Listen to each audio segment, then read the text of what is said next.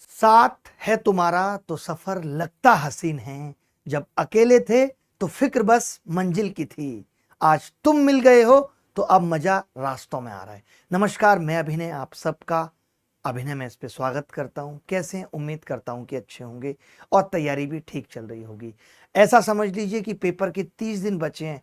बहुत सारे बच्चे जिनके दिमाग में अगर इस तरीके की बातें आ रही हैं कि अब की बार भी पूरी तैयारी नहीं कर पाऊंगा, पैटर्न ऑलरेडी बदल चुका है, लगता है अब मेरा सिलेक्शन नहीं हो पाएगा, अब तो प्रीवियस ईयर भी बिल्कुल नहीं आएगा क्योंकि पैटर्न बदल चुका है, समय बहुत कम बचा है, जो पढ़ रहा हूं क्या पता वो पेपर में आएगा या नहीं भी आएगा, मेरा क्या होगा।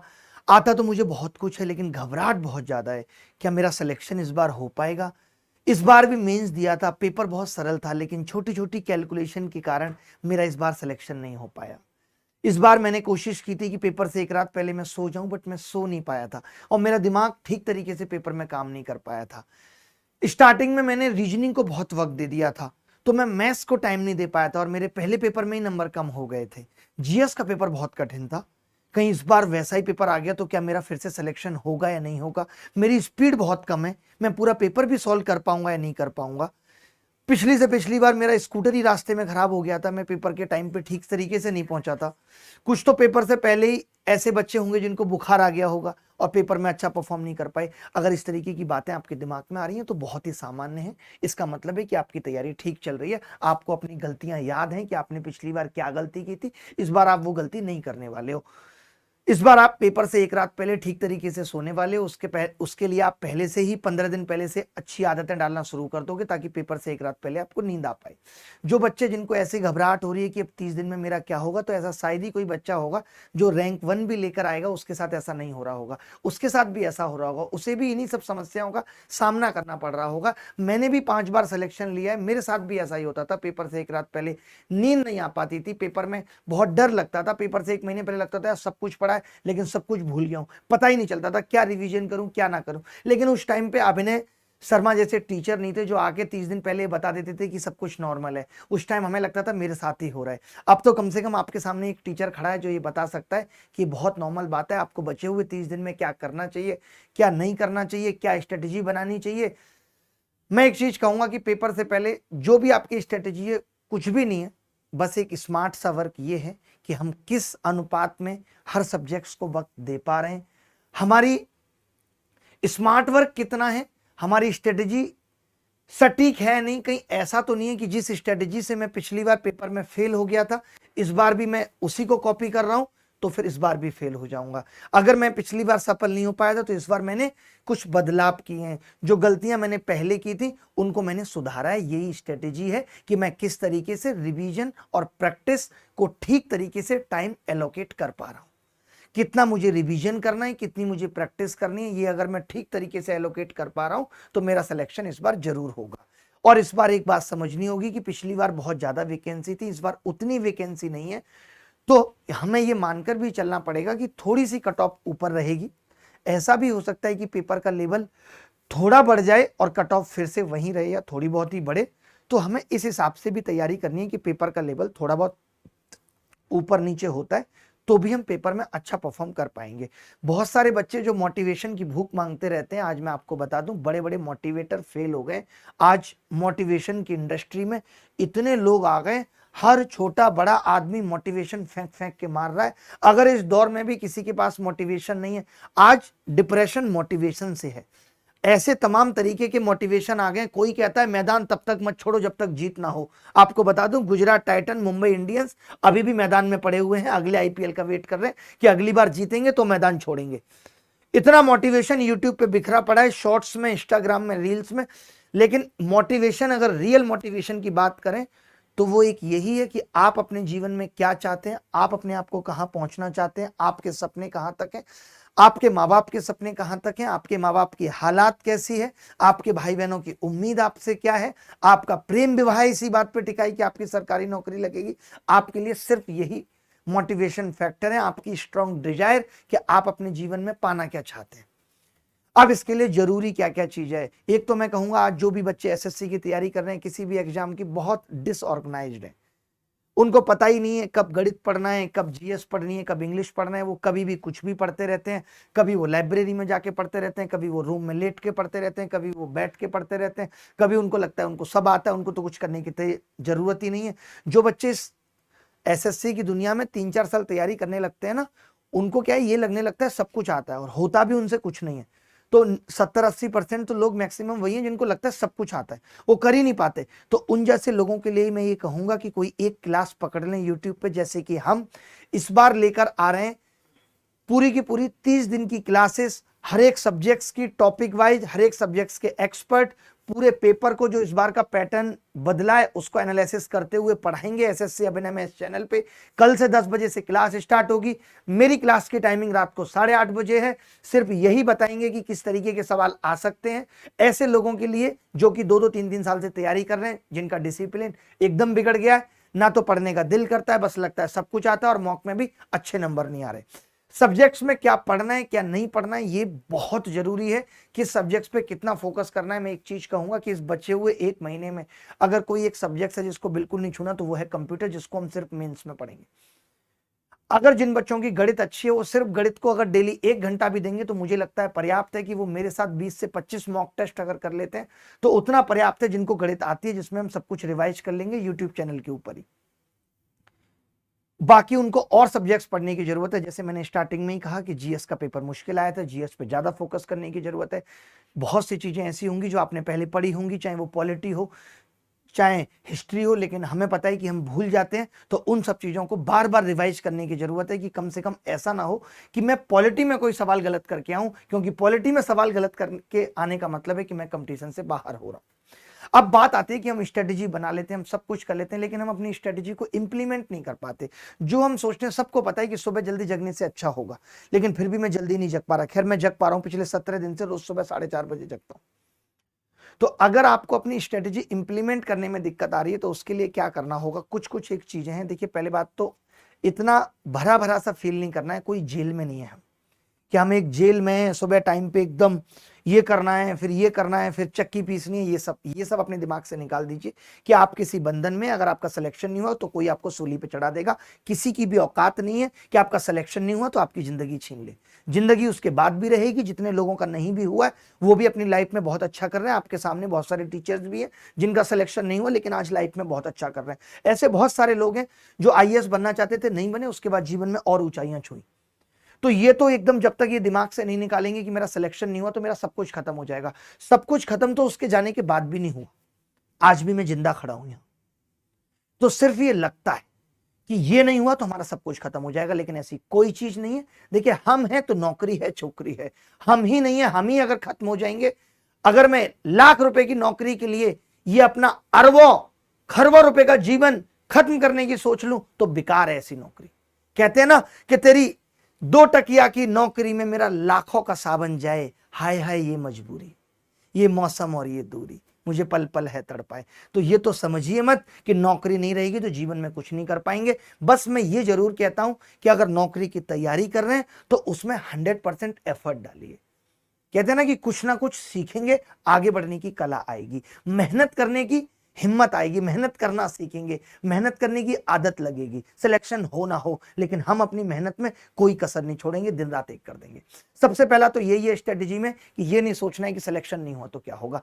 अपना एक प्यारा सा टाइम टेबल बनाइए, जिस टाइम भी जगते हैं कि आज मैं पूरे दिन में 10 से 12 घंटे कैसे पढ़ूंगा। ये नहीं कि सुगंधा सुबह 4 बजे जग के पढ़ती है और मैं 6 बजे पढ़ रहा हूं तो मुझे सुगंधा का टाइम टेबल कॉपी करना। बिल्कुल जरूरत नहीं है सुगंधा का टाइम टेबल कॉपी करने की। अगर टाइम टेबल कॉपी करेंगे तो कभी अप्लाई कर ही नहीं पाएंगे। टाइम टेबल अपना होना चाहिए। कोई 15 मिनट में नहा लेता है, कोई 3 मिनट में नहाता है, सबका अपना तरीका है। रही बात अब रिवाइज करने की, तो अब अगर आपने जब मॉक टेस्ट दिए होंगे तो बीच बीच में बहुत सारी चीजें आपने सीखी होंगी, या बहुत सारी ऐसी चीजें होंगी जो आपको लगा होगा यार ये गलत हो जाती है बार बार, उनके आपने शॉर्ट नोट्स बना रखे होंगे।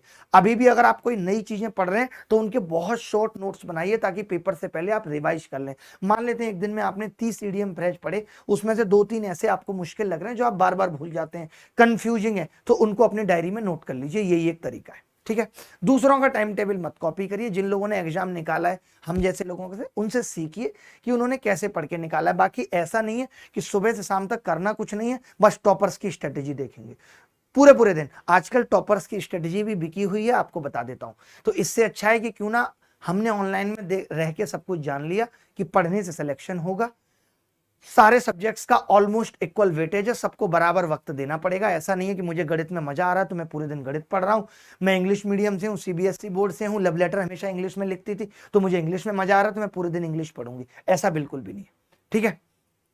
सबसे जरूरी है कि जब आप अपनी स्ट्रेटेजी बना रहे हैं तब आपको ये पता होना चाहिए कि आपका वीक कौन सा सब्जेक्ट है। पिछली बार भी आपके रीजनिंग के कौन से सवाल गलत हुए थे, सीरीज के हुए थे, तो मुझे इस बार सीरीज को डालना है अपने टाइम टेबल में कि इस दिन मैं सीरीज पूरी खत्म करूंगा। यह सबसे जरूरी चीज है। अगली चीज आती है कि अपनी फाइनेंशियल और इमोशनल वैल्यू को समझना। आपकी औकात क्या है, आप कितने पैसे वाले हैं, आपका घर आपकी नौकरी पे कितना टिका है।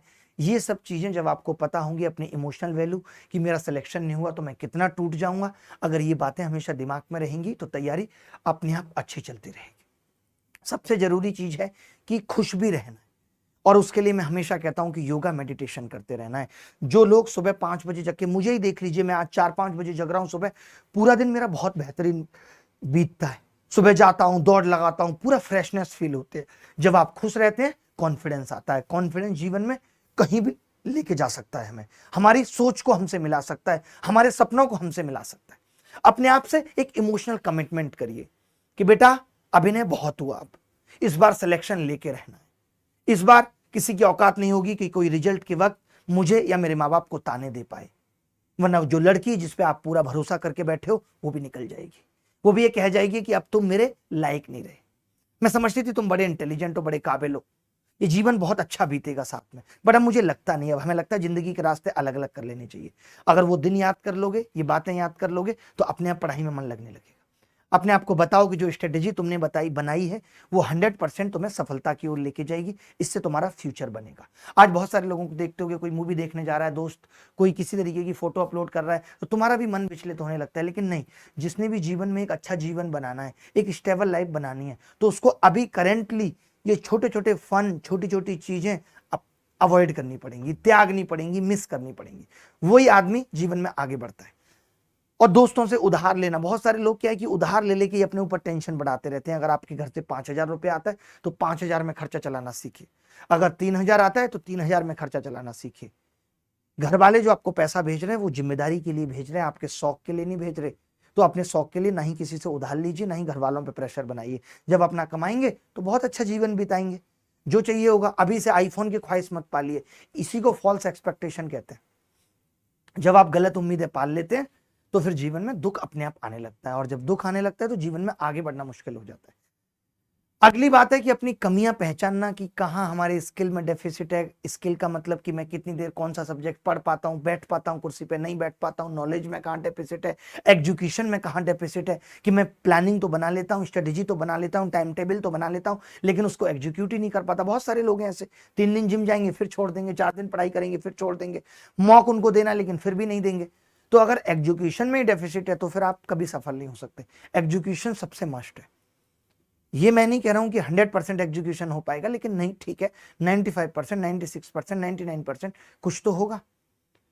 लेकिन टाइमिंग की फ्लेक्सिबिलिटी भी बहुत जरूरी है। अगर आप 2 घंटे पढ़ रहे हैं तो 5-10 मिनट का ब्रेक भी बहुत जरूरी है। पूरे दिन में आपने अगर 8 घंटे पढ़ाई की है तो 1 घंटे का रिवीजन सेशन भी बहुत जरूरी है। बहुत स्ट्रिक्ट टारगेट मत रखिए। ऐसा मत करिए कि नहीं यार आज मुझे पॉलिटी का ये टॉपिक खत्म करना था, मैंने नहीं करा, अब उसकी टेंशन मेरे ऊपर इतनी हावी हो गई कि मैं गणित भी लेके बैठा हूं तो मैं सवाल गलत कर रहा हूं। ये करना पड़ेगा। अभी भी भले ही वक्त कम बचा है फिर भी संडे को 2-3 घंटे खुद को दीजिए। अगर आप चाहते हैं कि संडे को देर तक सोना है तो देर तक सोइए। ये सब करना पड़ेगा। रिवीजन स्लॉट बनाने पड़ेंगे, वीकली ब्रेक भी लेना पड़ेगा 2-4 घंटे का, मतलब फ्लेक्सिबिलिटी रखनी पड़ेगी। अगली चीजें जो बहुत जरूरी हैं इस वक्त पे वो ये है कि अच्छा खाना, हेल्थी रहना। मान लेते हैं, सोचिए इस दौर में कोई बच्चा बहुत खराब खाना खा रहा है, टाइफाइड पकड़ लिया खराब खाने से। हो सकता है कि बहुत आलतू फालतू बाहर घूम रहा है, चिकन पॉक्स पकड़ लिया, हो ही रहा है बहुत लोगों को। तो हमें अपने आप को हेल्थी रखना भी बहुत जरूरी है। हमें एक डर अपने अंदर ये भी रखना पड़ेगा कि मुझे बीमारियों से दूर रहना है, क्योंकि ये अगर कोई भी एक बीमारी मैंने छोटी सी भी पकड़ ली, मेरे 10-15 दिन खराब कर देगी। हो सकता है कि मेरा पूरा साल खराब कर दे और मेरा इस साल सिलेक्शन ही ना हो पाए। बहुत सारे लोगों को कहते हुए भी सुना होगा, या टाइफाइड हो गया था लास्ट टाइम में नहीं पढ़ पाया। तो ये भी एक स्ट्रेटेजी का पार्ट है कि मुझे लास्ट के 1 महीने में बहुत ध्यान रखना है कि मैं रात को आइसक्रीम नहीं खा रहा हूं, मैं ऐसी कोई चीज नहीं ले रहा हूं कि जिससे मुझे नुकसान हो, मैं गर्मी में भाग के आया और मैंने फिर ठंडा पानी पी लिया।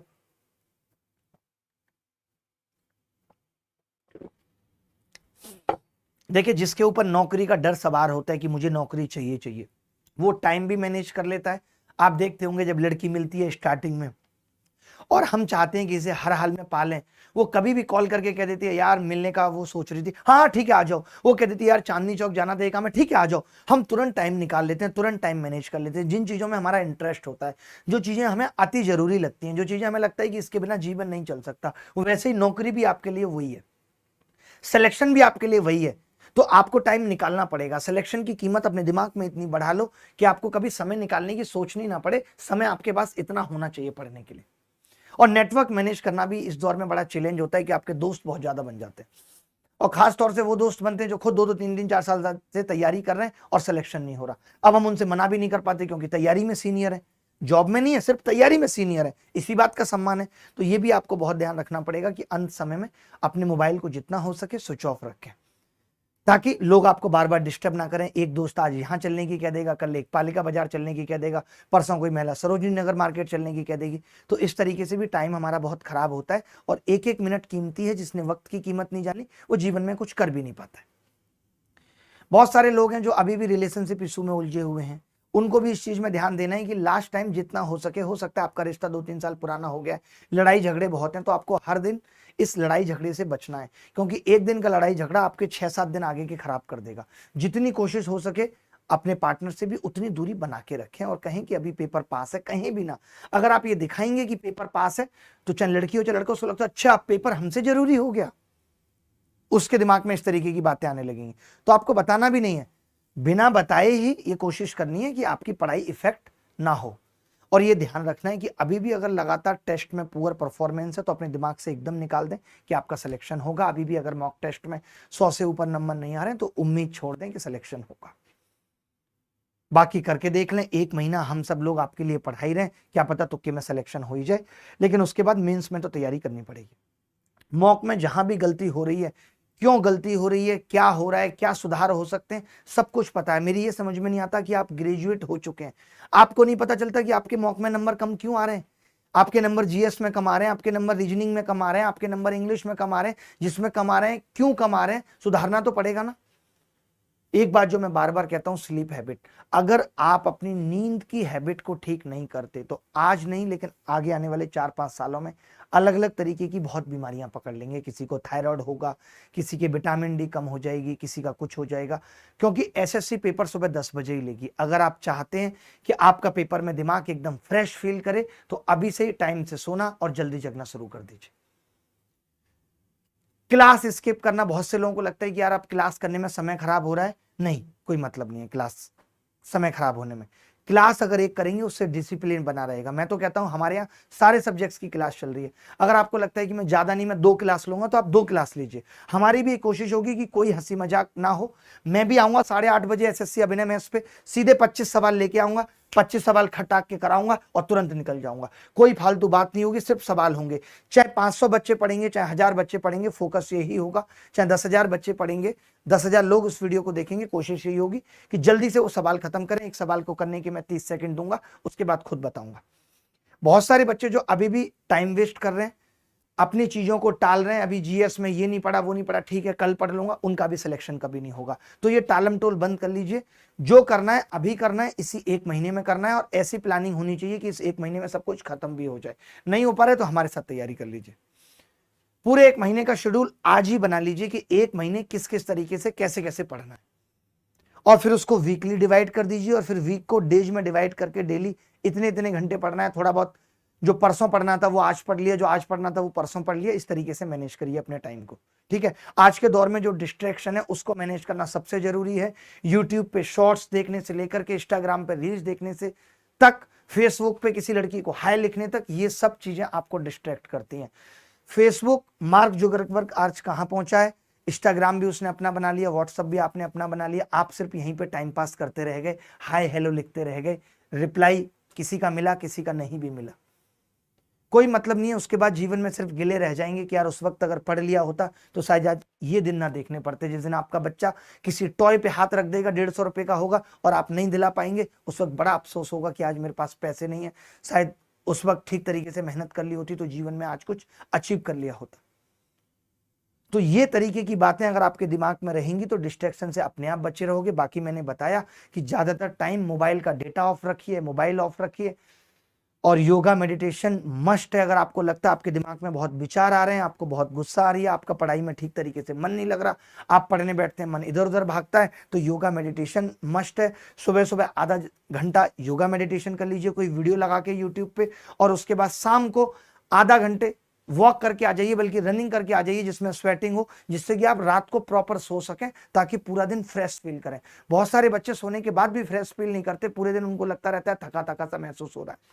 क्योंकि देखिए एट लास्ट में एक ही चीज कहूंगा कि पढ़ाई करनी पड़ेगी, और करने को है क्या? आप बता दीजिए आप क्या कर सकते हैं। आपके पिताजी के पास ना जमीन है, ना आपको स्टार्टअप खोलने के लिए पैसा, और स्टार्टअप तो सारे डूब ही रहे। स्टार्टअप से हो कहां रही है अर्निंग? ओनली हो रही है लर्निंग, और लर्निंग आपके पास ऑलरेडी बहुत है। कितनी लर्निंग लेके ऊपर जाएंगे? आज हर कोई ज्ञान देने में लगा हुआ है, यूट्यूब हो चाहे इंस्टा।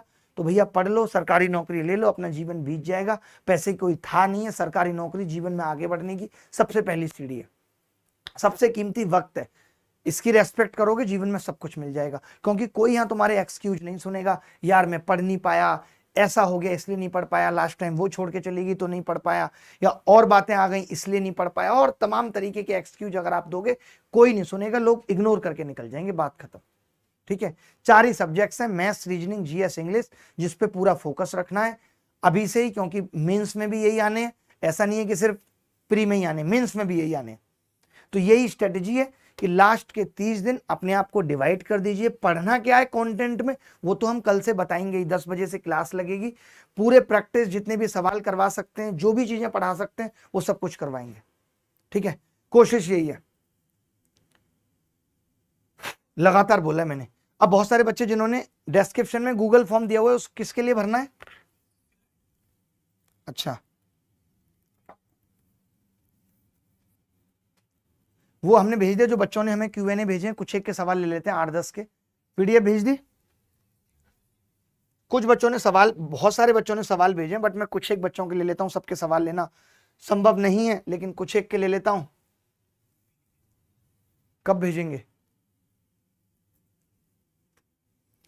अभी मैं देख रहा हूं कि हमारे साथ जितिन ठाकुर जी जुड़े हुए हैं। सर मुझे आप अपना फाउंडेशन मैथ्स का बैच दिलवा दीजिए। ठीक है, मैंने पहले भी नंबर दिया है बहुत बार, अभी भी दे देता हूँ। 9971512230 पे आप नंबर भेजेंगे, स्क्रीनशॉट भेजेंगे, मेरी ये क्लिप काट के भेजेंगे, आपका कर देंगे। ठीक है, जिस बच्चे का भी मैंने नाम लिया है अभी।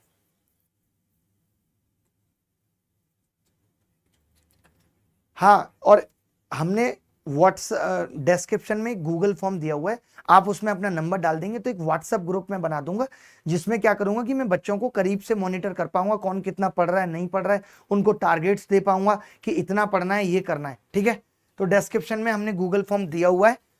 तो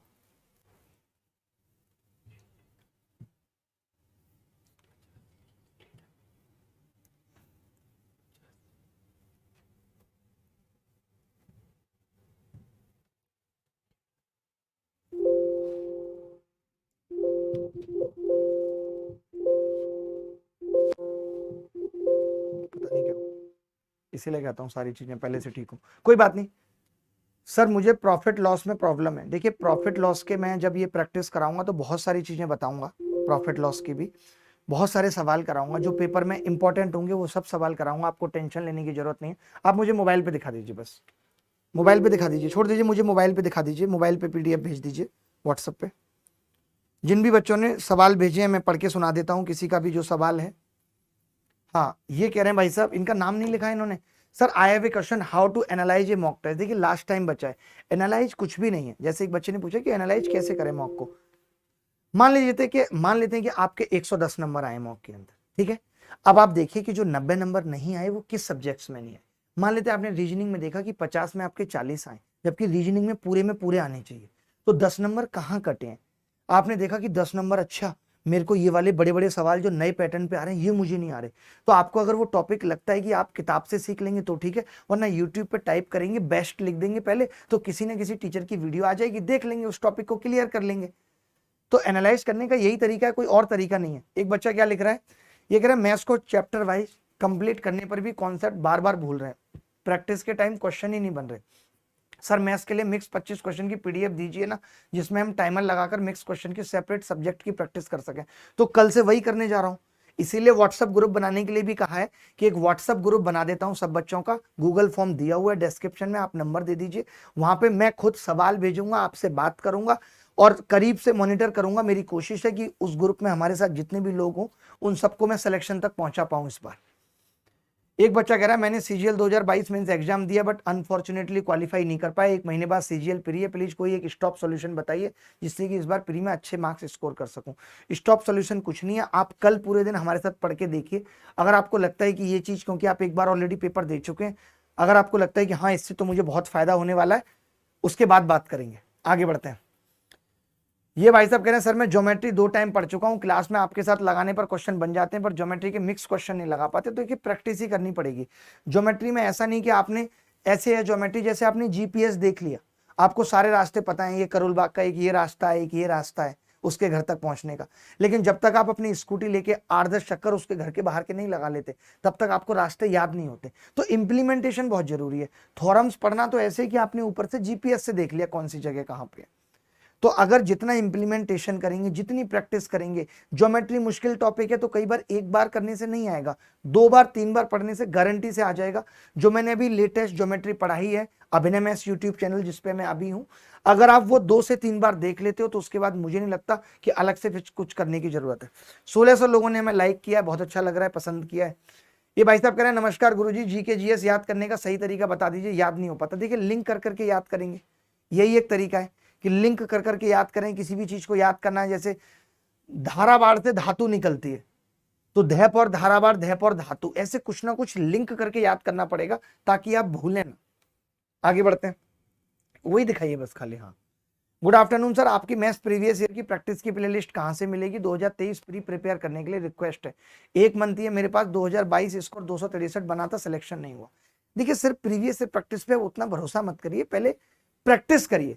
जब हम प्रैक्टिस कराते हैं, मैं भी कल से प्रैक्टिस कराऊंगा, तो उसमें प्रीवियस ईयर क्वेश्चन भी होंगे और क्वेश्चन भी होंगे, सब कुछ होगा उसमें। कल 8:30 बजे एसएससी अभिनय मैथ्स चैनल पे, और इस चैनल पे भी जो भी रिवीजन की चीजें वो सब भी मैं बताऊंगा। ये कह रहे हैं जी मेरा अंकित कुमावत नाम है, कोटपुतली राजस्थान से हूँ, सीआरपीएफ 11 मंथ एगो पहले जुलाई 2022 में ज्वाइन किया था। I saved my income for my sister marriage but I lost it in a fraud, मेरे साथ एक फ्रॉड हो गया। I lost it 3 lakh rupees. ओहो, can you help me overcome this situation, मैं क्या कर सकता हूँ? Getting depressed. देखो भाई यही है कि आपको इतने बच्चे हो नहीं, आप एक बार सेलेक्ट भी हो चुके हो, आपको इतना पता होना चाहिए कि 3 लाख का कोई आपके साथ फ्रॉड कर गया, पहले तो 10,000 का हुआ होगा, 20,000 का हुआ होगा, एक साथ तो हो नहीं गया होगा। आप लगातार उस चीज में डूबते गए डूबते गए डूबते गए, आपने तब किसी से सलाह नहीं ली। तो अब तो यही है कि कमाएं, एक्स्ट्रा मेहनत करें। और मैं क्या मदद कर सकता हूँ, आपको गाइड कर सकता हूँ कि भाई जॉब के साथ साथ आप क्या काम कर सकते हैं जिससे कि आपका इनकम बढ़ जाए। आगे आप बार बार क्यों बदल रहे हैं, वो दिखा दीजिए बस क्वेश्चन उतने। और भी किसी बच्चे का क्वेश्चन है, क्योंकि सबके क्वेश्चन ले पाना संभव नहीं है।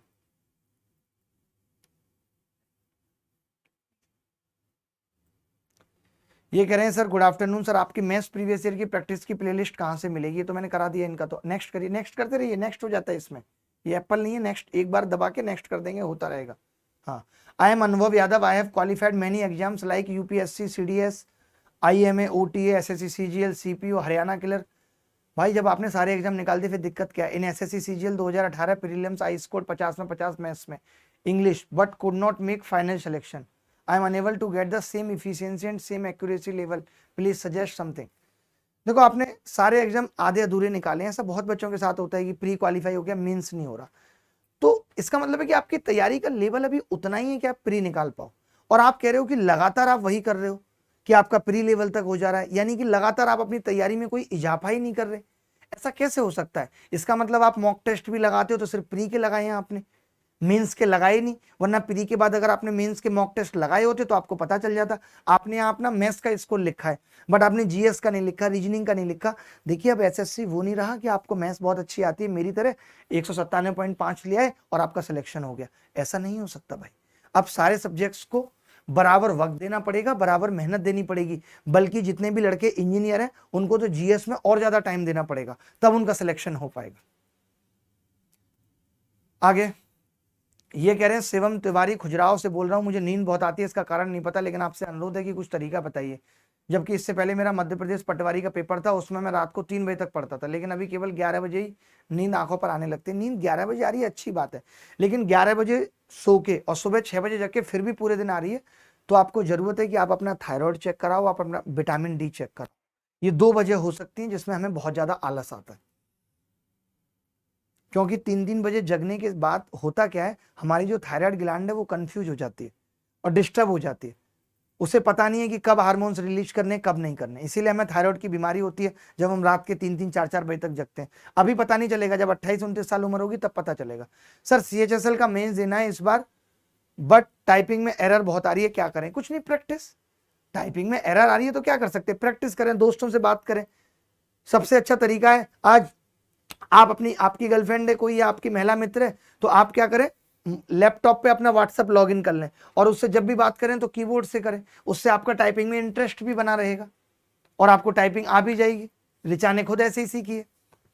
सर मैं पढ़ने को बैठता हूं, पढ़ता हूं, बट उसी एनर्जी से कंटिन्यू नहीं कर पाता हूं, प्लीज हेल्प मी। ये सबके साथ होता है यार। आप सुबह 7 बजे जगोगे, एक अलग एनर्जी होती है, लेकिन शाम तक जब लंबा समय हो जाएगा तो एनर्जी ड्रेन आउट भी होती है।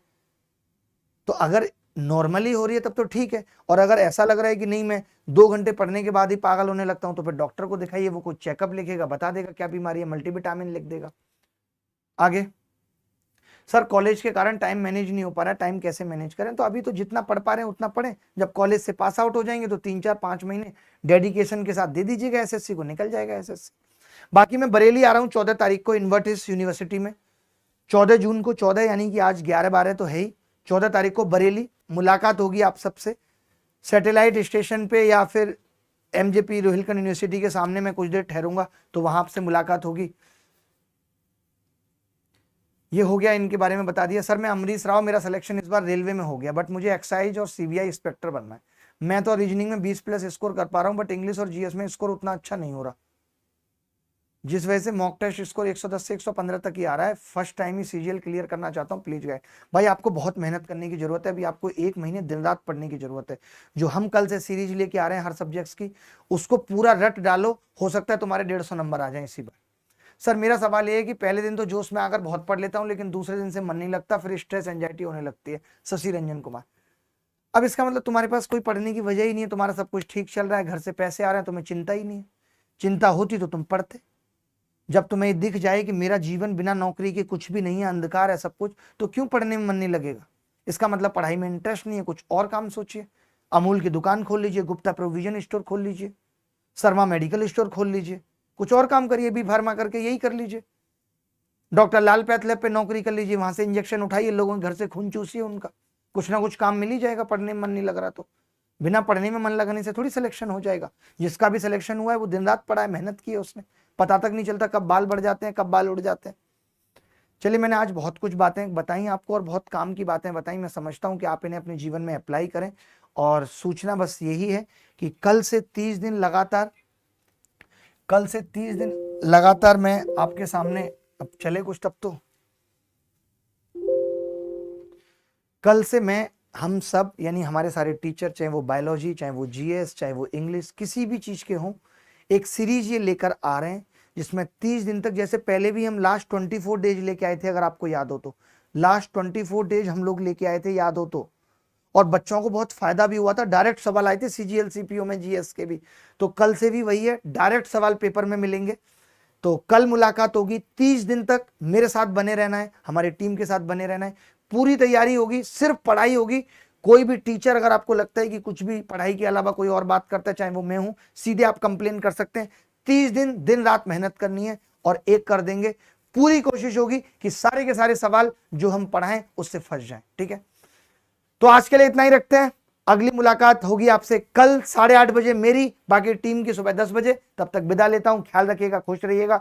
गूगल फॉर्म दिया हुआ है डिस्क्रिप्शन में, जो बच्चे अच्छे हैं पढ़ाई में उनके साथ एक व्हाट्सएप ग्रुप बनाऊंगा, उन्हें टारगेट दूंगा डेली पढ़ने के, मेहनत होगी मेरे साथ। धन्यवाद, bye, good night, take care, ख्याल रखें, खुश रहें, good night, love you all.